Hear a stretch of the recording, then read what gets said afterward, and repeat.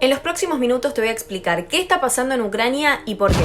Ucrania es un país del este de Europa que formó parte de la Unión Soviética entre 1922 y 1991. Seguro te acordás, la Unión Soviética era una federación de países liderados por Rusia con un régimen comunista.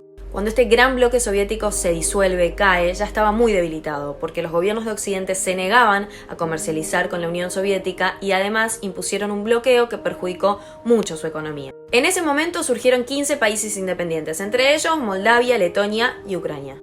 Rusia es la gran heredera de esa Unión Soviética que desaparece. Pasaron muchas cosas en el medio, pero nos vamos al jueves 24 de febrero de 2022, día en el que el presidente de Rusia, Vladimir Putin, anunció una ofensiva militar contra Ucrania.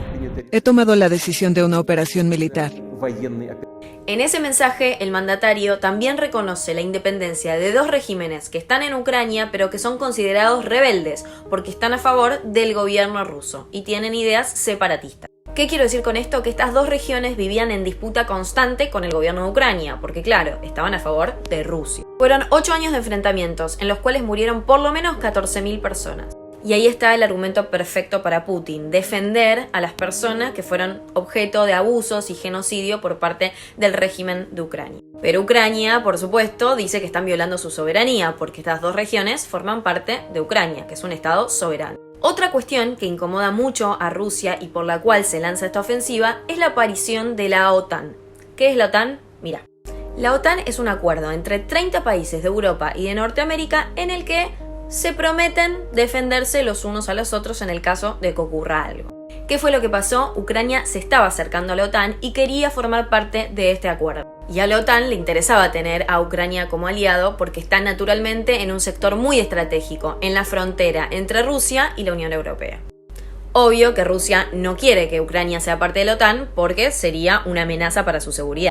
Lo que es importante entender es que esta guerra no surge de un día para el otro. La escalada de tensión fue cada vez mayor hasta llegar a los bombardeos en el territorio ucraniano. Lo que debes estar preguntando es por qué, si la OTAN estaba en negociaciones con Ucrania porque le convenía tenerla como aliado, ahora la está dejando sola.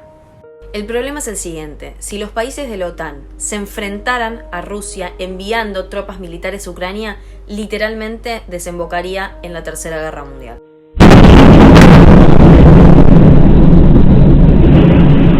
Por eso, por el momento, solamente están imponiendo sanciones económicas hacia Rusia, lo que también les genera una complicación a ellos mismos. ¿A qué me refiero con esto? Por ejemplo, Rusia es el principal productor de petróleo. Con las sanciones económicas, el precio del petróleo ya está por las nubes. Lo mismo pasa en Alemania. Alemania importa gas. El 55% del gas que ingresa a Alemania viene de Rusia. ¿Cuál es la conclusión? Todos los países piensan primero en su propio interés y sobre todo en el económico.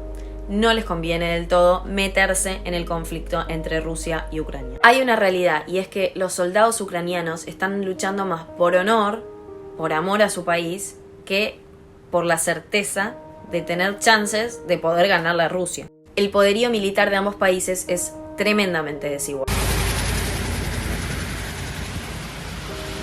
Rusia tiene 500.000 soldados activos, Ucrania tiene 209.000. Rusia tiene casi 13.000 tanques y Ucrania tiene poco más de 2.000. Ucrania está armando a la población civil, incluso prometió perdonar a los presos de sus condenas para que salgan a luchar por el país. Y mientras tanto, fronteras totalmente colapsadas, rutas colapsadas, no hay vuelos, no hay transporte, no hay combustible. Las sirenas son la señal de peligro, la señal de que hay un bombardeo por delante.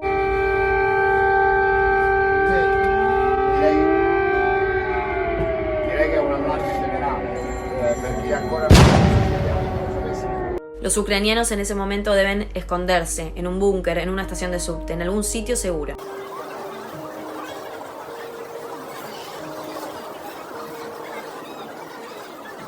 Casi 100.000 huyeron a Polonia, pero claro, casi todos son mayores de 60, mujeres o niños, porque los hombres entre 18 y 60 años tienen prohibido salir del país, se tienen que quedar ahí para defenderlo.